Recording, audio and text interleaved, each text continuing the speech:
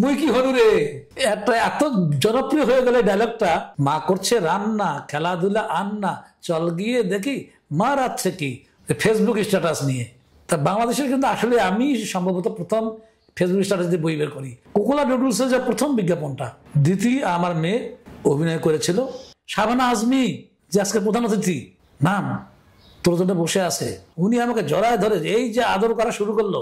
ওই 90 সালে বাংলাদেশে একবার শাবানা আজমি আসলো, ভারতের বিখ্যাত অভিনেত্রী শাবানা আজমি। উনি এলো, ব্র্যাক ইউনিভার্সিটি তাকে ডিলিট পদক দেওয়ার জন্য মানে সম্ভবত নিয়ে এসেছিল।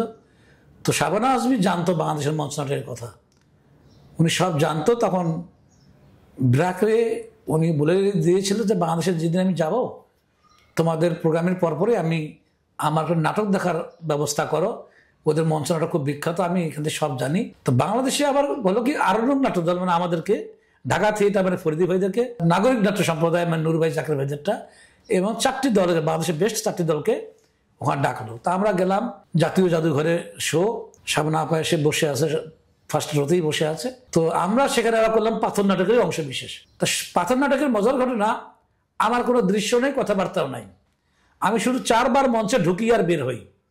নাটক 3টি দলের নাটক শেষ হয়ে গেছে, 4র্থ দল তখন লাস্ট সম্ভবত মেকআপ খুলতেছিল মেকআপ রুমে, নাগরিক বা থিয়েটার মনে হয়। তো মামুন ভাই যখন চিৎকার চেঁচামেচি করতেছে রুমে, এই আলম কই, আর তোর আলম তোর সেট খুলতেছে, ওই দেখ মঞ্চের ভিতরে সেট খুলতেছে ও বইয়ে উঠে।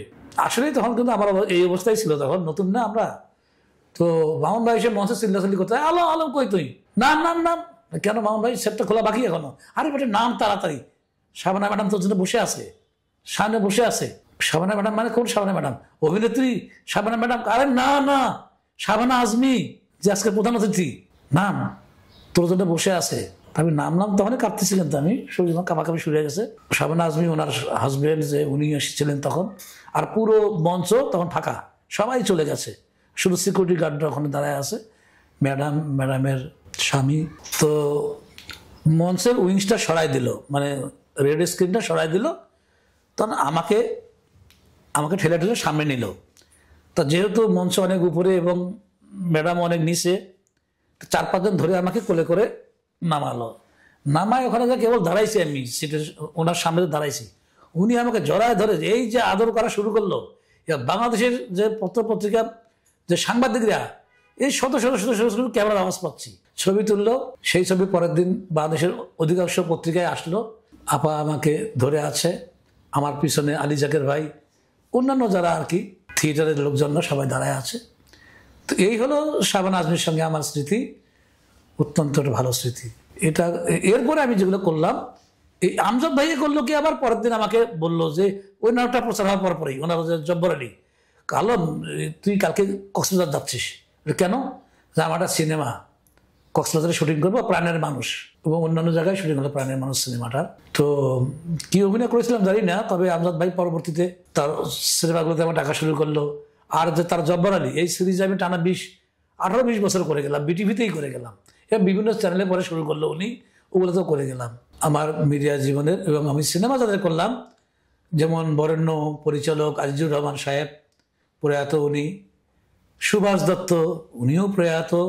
কবির আপু একটা ছবি বানিয়েছিল আয়না, সেই ছবি তো আমার বাসায় ওনার অ্যাসিস্ট্যান্টকে পাঠিয়ে দিয়েছে। তখন কবির আপা থাকতো বনানীতেই, লেকের পাড়েই ওনার বাড়ি ছিল। তো ওখানে আমি এলাম ওনার বাড়িতে। তারপরে মতিন রহমান সাহেব, আজিজুর রহমান সাহেবের যে অ্যাসিস্ট্যান্ট ছিল তখন, মতিন রহমান তখন তৈরি করলেন বিখ্যাত সিনেমা রং নাম্বার। এই রং নাম্বার ছবিতে আমি অভিনয় করলাম, এবং এফডিসি গেলাম, এফডিসি ছাড়া হাঁটাহাঁটি করছি, এমন সময় ওনার চিফ অ্যাসিস্ট্যান্ট জাহাঙ্গীর এসে আমার পিঠে হাত দিল। আপনি আদিত্য আলম? বলে হ্যাঁ। আমাদের বস ওই ছবির সেটের বসে আছে, আপনাকে সালাম দিছে। কি আপনার বসকে?